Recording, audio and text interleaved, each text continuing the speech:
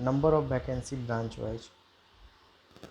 Here you can see that in civil engineering branch they have given 33 total vacancies, out of which 14 are reserved for UR, 6 are reserved for SC, 3 are reserved for ST, 8 for OBC and 2 for EWS candidates. In the same manner you see that in electrical branch they have 38 vacancies and in mechanical they have 31 vacancies. These vacancies are for BTech, bachelor degree holder. After that they also have vacancies for master degree holder. They have given one vacancy for civil, one for electrical, one for electrical machine, one for control system and instrumentation, and 3 for environment engineer. It means you must have these subjects in your master degree as your main subject.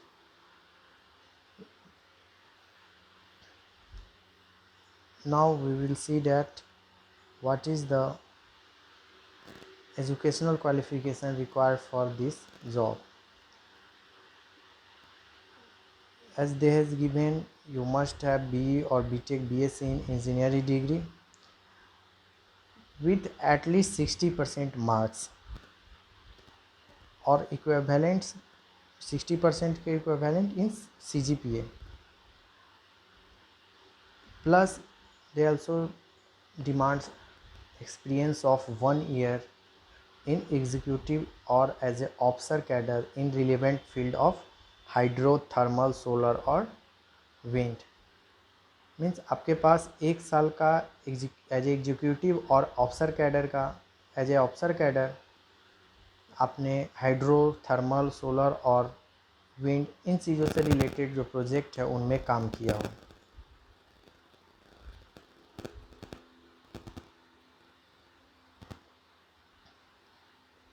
फिर आगे हम देखेंगे electrical के. Same electrical का भी आपने BE BTech BSc engineering में electrical से BTech किया हुआ हो. एटलीस्ट मार्क्स आपका 60% होना चाहिए, 60% से एबव. मैकेनिकल का भी वो सेम है, आपका qualification BE BTech BSc in engineering होनी चाहिए. आगे बात करेंगे मास्टर्स डिग्री.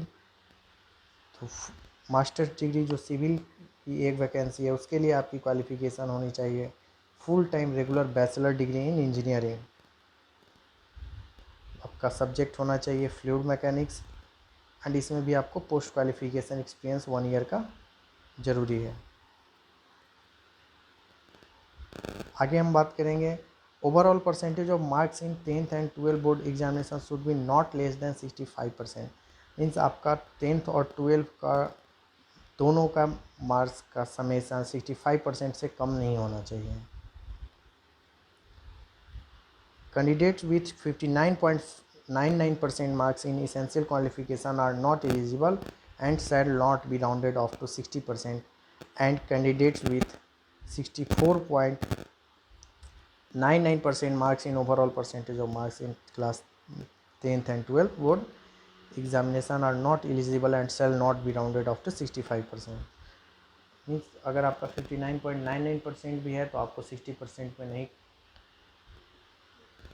शामिल किया जाएगा, और आपका अगर 65% की जगह 64.99% है फिर भी आप एलिजिबल नहीं हैं. तो आपका या तो 60% एग्जैक्ट या 60 से ऊपर, और 10th 12th का मार्क्स 65% या 65% से ऊपर होना चाहिए.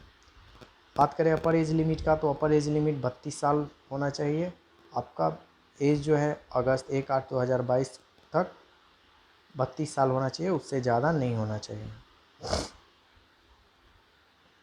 नेक्स्ट हम लोग बात करेंगे सिलेक्शन प्रोसेस. सिलेक्शन कैसे होगा. आपका जो सिलेक्शन होगा वो एकेडमिक क्वालिफिकेशन में ऑब्टेन्ड मार्क्स के आधार पर आपको शॉर्ट लिस्ट किया जाएगा, प्लस आपको जॉब एक्सपीरियंस और पर्सनल इंटरव्यू के आधार पे आपका सिलेक्शन होगा. आपका हेल्थ जो होना चाहिए वो अच्छा होना चाहिए. आपका ज्वाइनिंग से पहले किसी भी गवर्नमेंट हॉस्पिटल से आपको 4 फीट का सर्टिफिकेट लाना होगा. बात करें सैलरी का, तो आपको पर मंथ 60,000 सैलरी दी जाएगी. इसमें रजिस्ट्रेशन फ़ीस 600 है जो आपका नॉन रिफंडेबल है।